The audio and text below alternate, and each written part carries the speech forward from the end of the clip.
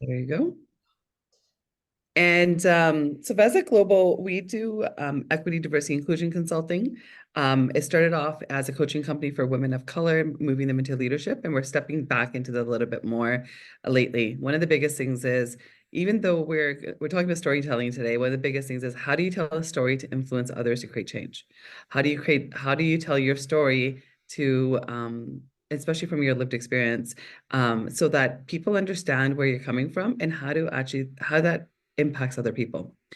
And so with further ado, so as I mentioned, we're going to do about 15 minutes of like me and Zeynep are going to go back and do fireside chat. And then if you have questions, we're going to open up for Q&A afterwards, as well. And we would love for you to contribute afterwards. It's about going to be about 30 to 35 minutes. But this is meant for you to hopefully walk away with some practical tools and skills and whatever else. And so I'm going to introduce Zeynep, she's amazing. We've met back in, I can't even believe we met so long ago. Well, not long ago, but 2016 or 2006, 2016. Yeah. We were both at a Women in Tech event, and then for years we thought we never met. So we kept Zeynep would bring me gifts every time we would go for coffee, thinking that we've never met before. And it was really sweet because she would bring me these like great gifts from Turkey, but then I would have to tell her every time that we've met Like, before. yeah, So, yeah, but I would still take the gift. yeah. It was still the You have to take it down. and so Zeynep, I mean, I knew you through when you were an editor at Microsoft, and you've worked with media, different media companies in Canada, Rogers Media, and at others. Also, Zeynep is a screenwriter. She and I have worked on some ideas around film and women in film. And then also, she's a big supporter of women in tech, and getting a lot of women into, well, STEAM, science, technology, and engineering, arts, and media. That was like media. Zeynep, do you want to add anything else to your bio? I now am able to, yeah, thank you for that intro. I'm able to kind of bring all that together after spending probably that 10 years in the media, 10 years in branding and comms, which I got to work with Manpreet directly at Veza, an incredible team, an incredible mission, and bring it all together in my own company. So that's why storytelling is kind of important because I'm learning to kind of build that all on my own and to be able to really impact companies through Özlü Creative and Community, which is the media company and production company that I run now as my own. I trip over my own title as well, founder and producer. So yeah, those. Thank you, Manpreet. I really appreciate the intro. But yeah, and there's lots going on with my company. So I'm going to throw in a subscribe link. I can't help myself. And please subscribe. We have lots going on. We're building out a media platform. I also am taking two clients as a fractional CMO because I work with SMBs and women entrepreneurs in the tech space and science space. So yeah, I can't help but put my call to action in my intro. And we will get to that later, and I'll tell you why it's important. But yeah, thank you for having me. Okay, awesome. So one of the reasons why Zeynep and I wanted to do the call, so we worked together on Veza probably like 2 years ago, 3 years ago. Yeah, yeah. Yeah. And one of the biggest things that she kept asking me questions was like, well, what's your story? And then even when she'll like, we were working on an awards nomination that we both got nominated for different awards the other day. And it was interesting because as we're working on our awards nomination, because you have to submit paperwork and things like that, but we were better like when she's asking me these questions, I'm like, oh, I'm not telling my story differently, like that well. And I don't even have like our media that's up. I don't even talk about our accomplishments. And that was actually one of the conversations we've had multiple times through our career about how important it is to talk about your accomplishments and not sound egotistical and annoying about it either. But so I've learned a lot from Zeynep over the last couple of years, and this is why I wanted to host this conversation because I know that everyone here will learn a lot from her as well. So Zeynep, tell me a little bit more about who you are and how does storytelling actually impact your life as well?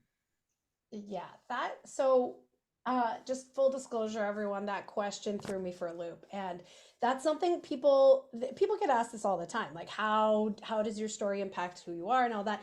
I have been, and then I looked at my life and I went, okay, so for 10 years I've been telling stories for in the media. 10 years I've been doing it for other brands and for startups and always really infusing strategy, but also infusing that narrative of why it's important and what their purpose is for other companies and for other businesses and for other people and thought leaders. And then when it came to telling my own story and positioning my own brand and Zeynep, what's your story? Didn't get to do it until really, and I don't think I put the time in to doing it until I became an entrepreneur. And the elevator pitch is no joke. It is a real thing. And if you're terrified about it, it's fair because it is that it really does put into a little package who you are, what you are, and you really only have a minute or two of people's attention to be able to get it out. And I can imagine how that's terrifying for a lot of people. It's terrifying for me still, but I'm also able to give. I have a few tricks up my sleeve that I can share with you that make it a little less scary. And I'll get to that. See, I'm teasing lots of stuff right now, so watch. But the way it impacted my career, I have been pushing out, so as an entrepreneur, but also in the media, I've been pushing out content and talking about how important it is, gender equity is to me, and diversity, inclusion, equity in those spaces. And I have been consistent across my channels when speaking about that. And I've tried to be because it's a values driven conversation. So if you're aligning with your values, you're vulnerable and you're authentic, it makes it a little easier to tell the story. That led to two clients reaching out to me. One asking if I wanted to be a consulting producer on a TV series. And this is separate from Mumpreet, the one we were talking about. This other lady, I have to tell you about that, Mumpreet, by the way. Yeah. But she reached out to me on Instagram. Hey, I love what you're doing, social impact, da da da. And this was as a result of me pushing out the stuff that I was doing, and my company and how I'm building it and authentically, really vulnerably, bleh, like all on Instagram and on LinkedIn. And then I had a gentleman, a futurist, who reached out to me on LinkedIn and said, I love what you're doing. Let's talk. And then he became an awesome client and I love him. So I want that's kind of how it's impacted me, and it's not only through social media. We're looking at a multi-channel approach. We're looking at you at networking events. We're looking at you at a group when you're with your friends hanging out, with your telling your grandma, versus a speaking engagement, your newsletter. This is all across the board. So the consistent messaging usually is impactful for you and for your audience and for who you're speaking to if you're able to consistently continue that values driven kind of conversation through it and infuse it throughout all your channels. So a long-winded version of that's how it impacted me, but that is a crazy question that I was not expecting. So I love when you challenge me, Manpreet. I appreciate it. Always, always using it. So there's a few nuggets that I got from there that I'm just Mm, gonna pick up on. So first of all, the elevator pitch. Like regardless of if you're an entrepreneur, you always need an elevator pitch. always. If you're looking for, even if you're in a job, your elevator pitch is so important to how you do job searching, right? Because people can't tell you how to, correct? If am I wrong or That's it. You know it. okay?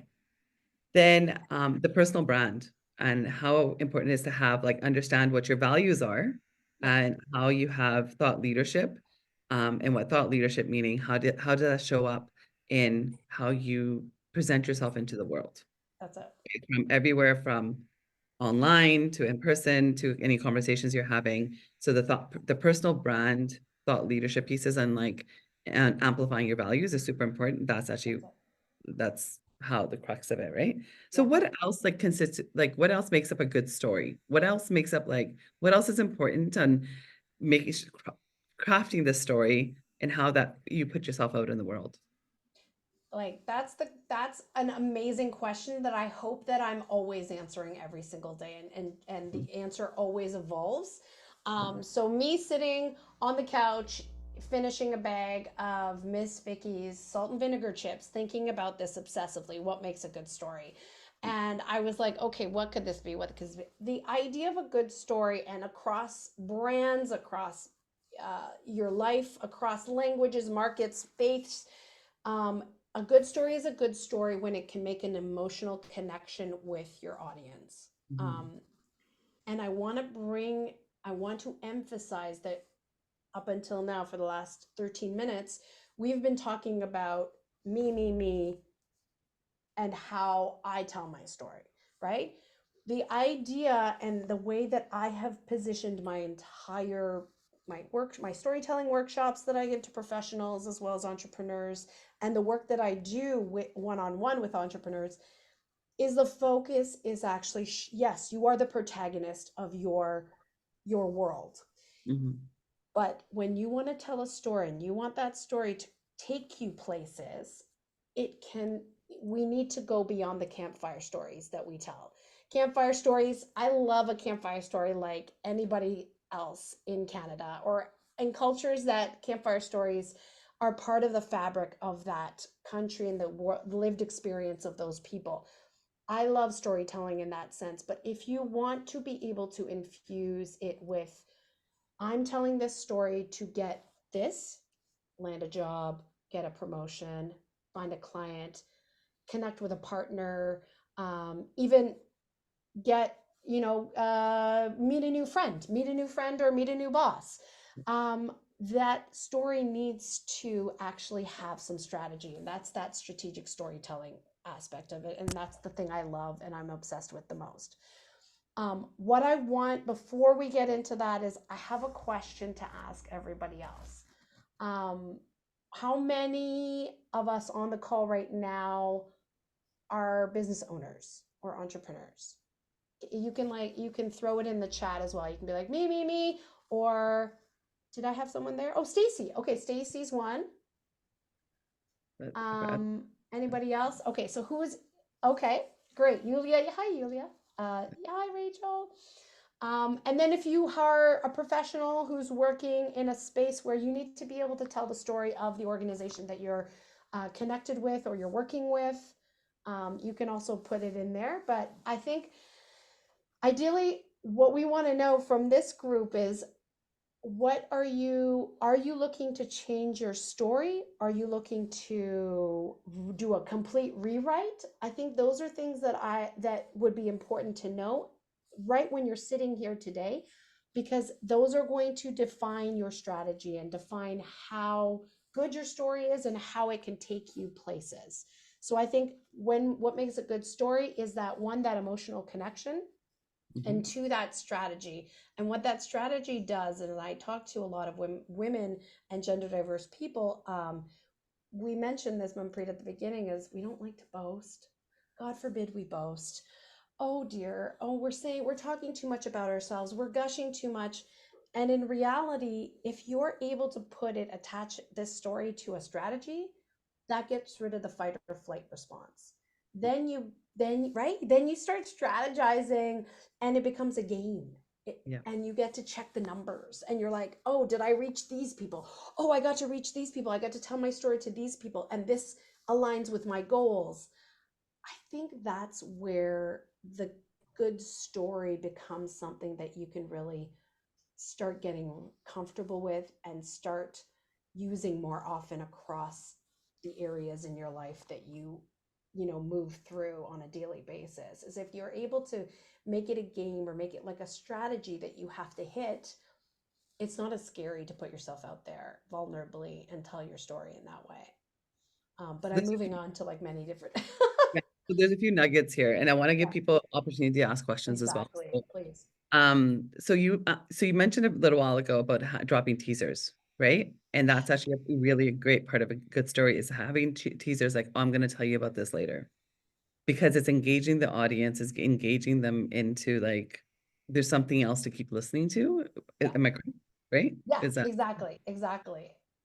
But and then the, I don't want to miss the teaser that I promised. So I'll get to that, but I really do want to hear from our people too. So and then the other thing that I love that you mentioned, I'm just warming everyone up so they can start asking, thinking about their question that exactly. they're asking. The other things that you just mentioned was the story is the emotional connection, but you're doing it in how it's going to benefit the other person, That's it. like what they need to hear or what you feel like they might need to hear or how you connect on to their values in order for it to resonate with them. Yes. And is that, That's it's exactly that. We talk about that all the time. We were like, you are the protagonist of your life, but that story, the protagonist is your audience. yeah, Your audience is your number one person that you are telling that story to. So I love that you kind of volleyed that too, because in in the work that I do, when we talk about strategic storytelling, that who is number one. So who are you telling the story to? Who's that ideal person that is going to go, oh, Manpreet does this. Oh, okay, so that's Manpreet's about this. These are Manpreet's values, and this is how I can connect with her later on. yeah, And I think that who is giving them, volleying it back to them and being like, who are you and why? What are your pain points? What makes you warm and fuzzy? What do you love? What makes you click? What makes you act? What makes you want to come to this event? And once you know that, I feel like you're already halfway through the story, completely. right?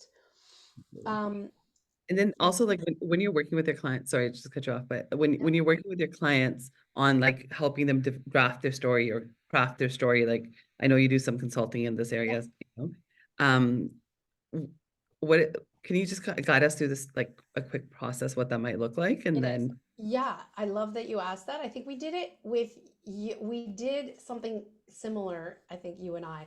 And I does everyone knows, I mean, Rachel's a teacher, so Rachel knows very well what the who, what, where, when, why, and how is when you're building out a story. And I think what we're doing in the work that I do is we put that on its head.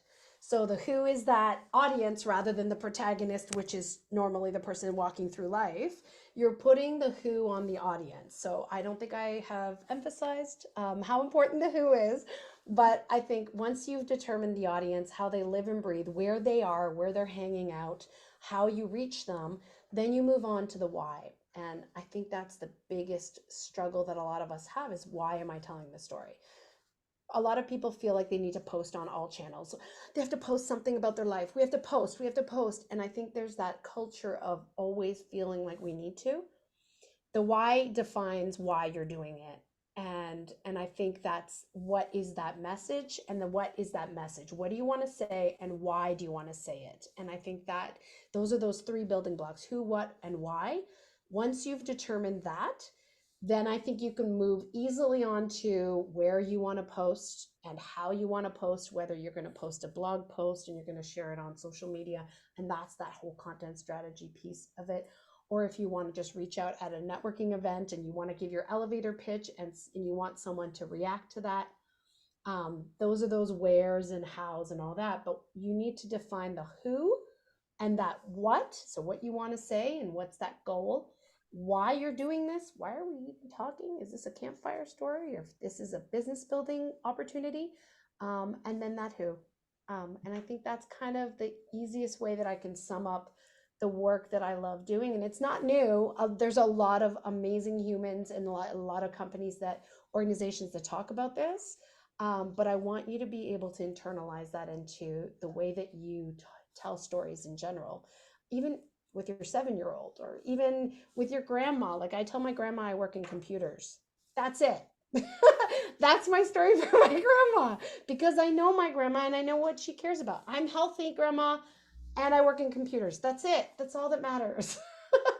So I think, yeah. So thanks for asking that question. So that's kind of how I structure it. awesome, thank you. So I'm Yeah. just gonna open it up for questions. Any questions or comments from our audience? I'm gonna stop the recording right now, sorry, just so because we're going to 1 second. We don't record questions.